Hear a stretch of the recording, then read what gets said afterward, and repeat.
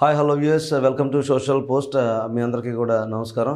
ఇవాళ మనం తెలుసుకోబోయేది పుష్యమి నక్షత్రం గురించి. 2024 ఎలా ఉంటుంది, అసలు ఫస్ట్ పుష్యమి నక్షత్రానికి సంబంధించి ఎలా ఉంటుందో చూద్దాం.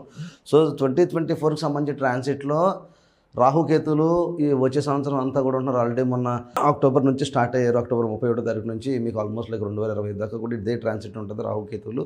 సో పుష్యమి నక్షత్రం ప్రత్యేకంగా 9వ స్థానంలోని, అలాగే తృతీయ స్థానంలో కేతువు ఈ యొక్క ట్రాన్సిట్ జరుగుతుంది. అలాగే గురుడు రేపు ఏప్రిల్ 21వ తారీఖు దగ్గర నుంచి మీకు మళ్ళీ సంవత్సరం అంతా కూడా ఆల్మోస్ట్ మీకు వృషభ రాశిలో, అంటే మీకు లాభస్థానాన్ని వస్తానని అనే విషయం ఈ పుష్యమి నక్షత్రానికి సంబంధించి గమనించాలన్నమాట. అంటే ఈ కర్కాటక రాశిలో పుష్యమి నక్షత్రం వస్తుంది.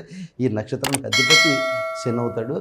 ఇదే నక్షత్రం మీద గురుడు ఉచ్చస్థితి పొందుతాడు. కాబట్టి పుష్యమి నక్షత్రం క్యారెక్టరిస్టిక్స్ చూద్దాం. ఫస్ట్ పుష్యమి నక్షత్రానికి సంబంధించి వీళ్ళకి ఎప్పుడూ కూడా లైఫ్లో ఇంటి పట్టున ఉండడం అనేది చాలా కష్టమైన పని అనమాట. ఒకే దగ్గర ఉండడం అనేది చాలా రేర్ కేసెస్లో జరుగుతుంది. సో అంటే ఇంటి దగ్గర ఉంటే కలిసి రాదని నేను అన్నాను, కానీ లేకపోతే నేటివ్ ప్లేసెస్ కానీ సొంత ఊర్లో ఉండడం కానీ ఆ రెండు కూడా వీళ్ళకి చాలా కొంచెం ఇబ్బందిని తీసుకొచ్చే పరిస్థితిని కూడా అర్థం చేసుకోవచ్చు. పుష్యమి నక్షత్రంలో జనరల్గా పెళ్లి చేసుకున్న వాళ్ళు ఎలా ఉంటారంటే ఎక్కువ జాతకాల మీద ఎక్స్పీరియన్స్తో చెప్తున్నాం సుమా. ఇది ఇండివిజువల్గా ఒక వ్యక్తిగతంగా చెప్పేది కాదు, ఇది యూనివర్సల్గా చెప్పేది. కాబట్టి ఇందులో కొంచెం ఒక 1000 మంది ఉన్నారంటే ఒక 700 మంది 800 మందికి ఈ అనాలిసిస్ ఉంటుందని అర్థం. మిగతా 200 మంది పొలోమని కామెంట్లు పెట్టొద్దు. సో దీనికి సంబంధించి కొంచెం మీ జీవితంలో మ్యాక్సిమం మ్యాచ్ అయ్యే ఛాన్సెస్ ఎక్కువగా ఉంటాయి.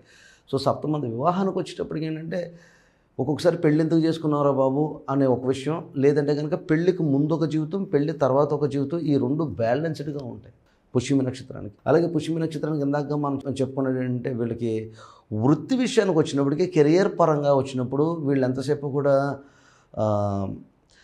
రకరకాల బిజినెస్ మీద మక్కువ చూపుతూ ఉంటారు, లేదా ఒకే బిజినెస్ మీద చాలా లాంగ్ టర్మ్గా పనిచేసే అవకాశం ఉన్నప్పటికీ కూడా వృత్తిలో చాలా మటుకు బ్రేక్స్ పడతా ఉంటాయి. అంటే ఫర్ ఎగ్జాంపుల్ ఎక్కడో దగ్గర ఒక 2-3 సంవత్సరాల జీవితం వెనక్కి విసిరేయడం కానీ, లేదంటే కనుక ఒక్కొక్కసారి 4-5 సంవత్సరాలు వెనక్కి విసిరడం కానీ, చాలామందికి ఉద్యోగాలు దొరకక అన్ని టాలెంట్స్ ఉండి, ఎడ్యుకేషన్ నిండుగా ఉండి, మంచి బిహేవియర్ ఉండి, డిసిప్లిన్ కూడా ఉండి, మంచి మర్యాద సంస్కారం తెలిసి ఉండి కూడా ఉద్యోగం, దాని తగ్గ చదువు ఉండి కూడా ఉద్యోగాలు దొరకని వాళ్ళు చాలామంది ఈ యొక్క కర్మతో బాధపడుతూ ఉంటారు పుష్యమి నక్షత్రానికి సంబంధించి. అలాగే వివాహానికైతే వివాహం చేసుకున్నాక వీళ్ళకి జనరల్గా కెరియర్ కొంచెం డౌన్ అవ్వడం కానీ, లేదా కెరియర్లో కొంచెం బిజినెస్ పరంగా ఫెయిల్ అవ్వడం కానీ, పార్ట్నర్షిప్లు బిజినెస్ చేసే వాళ్ళందరూ కూడా వివాహం తర్వాత ఎంతో కొంత ఇబ్బంది పడడానికి చాలా మటుకు ఛాన్సెస్ ఎక్కువగా పుష్యమి నక్షత్రంలో చూడొచ్చు అనమాట. అలాగే పుష్యమి నక్షత్రం ఎప్పుడు కూడా దూర ప్రాంతానికి వెళ్ళి బిజినెస్లు చేస్తే సక్సెస్ అవ్వడానికి కొంతవరకు దోహదపడినా, వీళ్ళకి ఎప్పుడు కూడా అన్నదమ్ములతో కూడుకున్నట్టు కలహాలు కానీ, లేకపోతే అన్నదమ్ములకు సంబంధించి కానీ ఇది కొంచెం ఇబ్బందిగా ఉంటుంది. అంటే సిబ్లింగ్కి సంబంధించి అంతగా కలిసి రాదు అనే విషయాన్ని ఒకటి గమనించాల్సమ్మా. దీంతో పాటుగానే పుష్యమి నక్షత్రానికి కెరియర్ పరంగా వెళ్ళాలనుకున్నప్పుడు మ్యానుఫ్యాక్చరింగ్ సైడ్స్ కానీ, మ్యానుఫ్యాక్చరింగ్ కానీ, లేదంటే కనుక లాభాన్ని ఎప్పుడు తీసుకొచ్చేది క్రియేటివిటీ పర్సూట్కి సంబంధించిన విషయాలు కానీ, అంటే క్రియేటివ్ సక్సెస్ కానీ, లేకపోతే ఫిలిం ఇండస్ట్రీస్ అని చెప్పొచ్చు, లేదంటే కనుక ఐటీ ఇండస్ట్రీస్ అని చెప్పొచ్చు, ఫ్యాషన్ డిజైనింగ్స్ అని చెప్పొచ్చు, ఫోటోగ్రఫీస్ అని దానికి సంబంధించి అని చెప్పొచ్చు. అలాగే మెరైన్కి సంబంధించి మెరైన్ ఇంజనీరింగ్ మినహాయించి మిగతా అన్ని విషయాలు కూడా పుష్యమి నక్షత్రానికి ఎక్కువగా కలిసి రావడానికి ఛాన్సెస్ ఎక్కువగా ఉన్నదనే విషయం గమనించాలి. ఇకపోతే పిల్లలు పుట్టిన తర్వాత వీళ్ళ కోసం వీళ్ళు చేసే చాకరీ కానీ, లేకపోతే పిల్లలు పుట్టిన తర్వాత అనూహ్యమైన డౌన్ఫాల్ కానీ, లేదా అనూహ్యమైన విజయం కానీ, ఈ రెండింటికి బ్యాలెన్స్ అయి నడుస్తూ ఉంటుందనే విషయం పుష్యమి నక్షత్ర జాతకులు గమనించుకోవాలి. అలాగే వీళ్ళకి స్టాక్ మార్కెట్ మీద మక్కువ కానీ, లేదంటే కనుక అకస్మాత్తుగా డబ్బు సంపాదిద్దామన్న ఆలోచన కానీ, వీటికన్నా ఎక్కువ వీళ్ళకి మానసికంగా లోపడుతుంటారు. పుష్యమి నక్షత్రానికి సింపుల్గా నేను చెప్పాలంటే పుష్యమి కానీ, పునర్వసు కానీ, అనురాధ కానీ, రేవతి కానీ, హస్తచిత్త కానీ, పూర్వాషాఢ కానీ, వీళ్ళకి కొన్ని ఎమోషనల్గా కొన్ని ప్రాబ్లమ్స్ ఉంటాయి. పుష్యమి ఏంటంటే లోపల ఎడుతుంది బాత్రూంలో, అంటే కుళ్ళి లోపల మనోవేదన అంటాం కదా, వ్యక్తపరచలేకుండా బయటికి తన బాధ అంటే ఇది శాటర్న్ నక్షత్రం, చాలా స్లోగా, అంటే ఎవరి మీద కోపం రాదు, తన బాధ తను దిగమింగుకుంటా, ఇంట్లో ఉన్న పరిస్థితులు తనకు అనుకూలంగా లేకపోయినా, వృత్తిలో పరిస్థితులు అనుకూలంగా లేకపోయినా, పార్ట్నర్స్ మోసం చేసినా, లేకపోతే ఇచ్చిన డబ్బులు వెనక్కి రాకపోయినా ఇలాంటివన్నీ జరుగుతాయి. కాబట్టి అయినా సరే వీళ్ళు గట్టిగా మాట్లాడడానికి కానీ, లేకపోతే ఒకరిని దూషించడానికి కానీ చాలా రకాలుగా ట్రై చేసినప్పటికీ వీళ్ళకి వ్యక్తిగతంగా ఆ లోపల బాధపడడం తెలుసు, కానీ ఒకరిని డైరెక్ట్గా నిందించి లేకపోతే బహిర్గతంగా ఇలా చేసి వాళ్ళని పాడు చేయాలనో ఆ రకమైనటువంటి మైండ్ సెట్స్ వీళ్ళకు ఉండవు. మిగతా నక్షత్రాలు చెప్పాను, వాళ్ళ ఎమోషనల్స్ అనేవి ఎలా ఉంటాయనేది వాళ్ళ నక్షత్రాలకు సంబంధించిన దాంట్లో చూద్దాం. ప్రజెంట్ పుష్యమి నక్షత్రానికి సంబంధించి చేస్తున్నాం అంటే పుష్యమి నక్షత్రానికి సోషల్ పోస్ట్ ద్వారా నేను తెలియజెప్పేది ఏంటంటే 9వ స్థానంలో రాహువు 2024 మొత్తం కూడా మీకు భాగ్యస్థానంలో నడుస్తున్నాడు. మంచి విషయం ఏంటంటే ఏప్రిల్ 20వ తారీఖు నుంచి గురుడు మీకు ఎప్పుడైతే వృషభ రాశిలోకి వచ్చాడో అసలు 2024 అంతా మీకు నచ్చినట్టు నడుస్తుంది. ఈ వచ్చే ఉగాది నుంచి ఆ పై వచ్చే ఉగాది వరకు అనే విషయం గమనించి తీరాలా. అలాగే పుష్యమి నక్షత్రంలో ఎవరన్నా పర్టికులర్గా 9వ స్థానంలో రాహువు ఉన్నప్పుడు మీ యొక్క ప్రత్యేకించి తండ్రి గురించి చెప్పాలి. 9వ స్థానం కాబట్టి తండ్రి విషయంలో, తండ్రి ఆరోగ్య విషయంలో చాలా జాగ్రత్తలు వహించాలి. ఈ విషయాన్ని బాగా గుర్తుపెట్టుకోండి.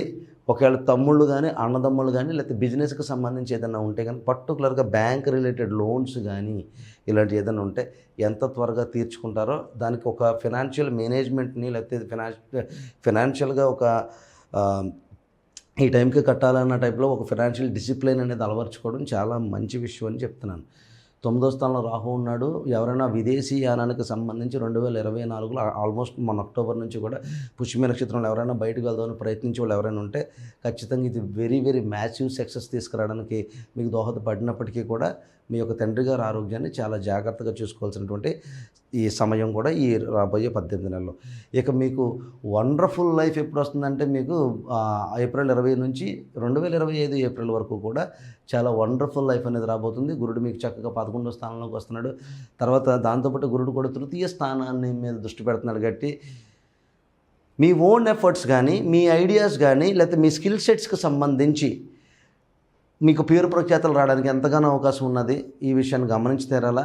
అలాగే పర్టికులర్గా గురుడు లాభస్థానంలోకి వస్తున్నాడు కాబట్టి మీకు ఇంకొక విషయం ఏంటంటే కనుక ప్రేమ వ్యవహారాలకు సంబంధించి ఎవరైనా పుష్యమి నక్షత్రంలో ఉంటే, అంటే ప్రేమ వ్యవహారాలు వీళ్ళు వ్యక్తపరచడానికి చాలా టైం పడుతుంది.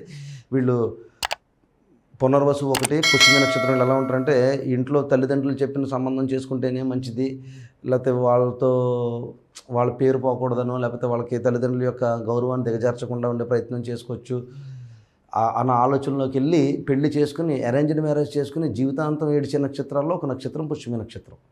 సో అలాగా ఇప్పుడు లవ్ ఒకవేళ ప్రేమించి ఉంటే కనుక ఎవరినన్నా ఆ ప్రేమను వ్యక్తం చేయడానికి ఇది చాలా మంచి సమయం. కాబట్టి ఎప్పుడైతే నెక్స్ట్ ఏప్రిల్ వచ్చినప్పుడు ప్రేమ వ్యక్తపరచడానికి, పిల్లల పట్ల కేర్ తీసుకోవడానికి, పిల్లల నుంచి కూడా మీకు ఎంతో గౌరవాలు రావడానికి, పర్టికులర్గా పిల్లలు ఆల్రెడీ ఒక వయసుకు వచ్చి ఉండి వాళ్ళు ఏదైనా వృత్తిలో కనుక ఏదైనా అంటే చక్కగా వెళ్తున్న వాళ్ళకైతే కనుక వాళ్ళు చేసే వృత్తిలో చక్కగా వాళ్ళకి గుర్తింపు లభించడం, వాళ్ళ వల్ల మీకు కీర్తి ప్రతిష్టలు రావడానికి ఎంతగానో అవకాశం ఉన్నది. కాబట్టి పుష్యమి నక్షత్రం వాళ్ళ పిల్లల యొక్క జాతకాలు ఒకసారి కరెక్ట్గా చూపించుకోగలిగితే కనుక మిగతా విషయాలన్నీ చెప్పడం జరుగుతుంది. అలాగే పర్టికులర్గా పుష్యమి నక్షత్రానికి సంబంధించి గురుడు ఎప్పుడైతే వచ్చి మీకు పంచమ స్థానాన్ని సప్తమ దృష్టితో చూస్తున్నాడో స్టాక్ మార్కెట్కి సంబంధించి కానీ, లేకపోతే అనూహ్యమైన ధనాన్ని ఎక్స్పెక్ట్ చేయడానికి, అఖండైశ్వర ప్రాప్తి అని చెప్తాం కదా, థంబ్నెయిల్స్లో పెట్టి ఎంతవరకు నిజమో అబద్ధమో మనం పక్కన పెడితే నిజానికి ఇది చాలా మంచి సమయం. సో స్టాక్ మార్కెట్స్ పరంగా, స్పెక్యులేషన్స్ పరంగా ఇది మంచి టైం అని చెప్పొచ్చు. లేకపోతే ఎప్పుడైనా పాత ఇన్సూరెన్సెస్ ఏదైనా ఉంటే అలాంటి తిరిగి రావడం కానీ, లేకపోతే ఎవరైనా పాత డబ్బులు ఇవ్వాలా మర్చిపోయారు అలాంటివి ఏమైనా తిరిగి ఇవ్వడానికి కానీ ఇది చాలా మంచిగా దోహదపడడానికి చాలా మంచి అవకాశం ఉన్నది.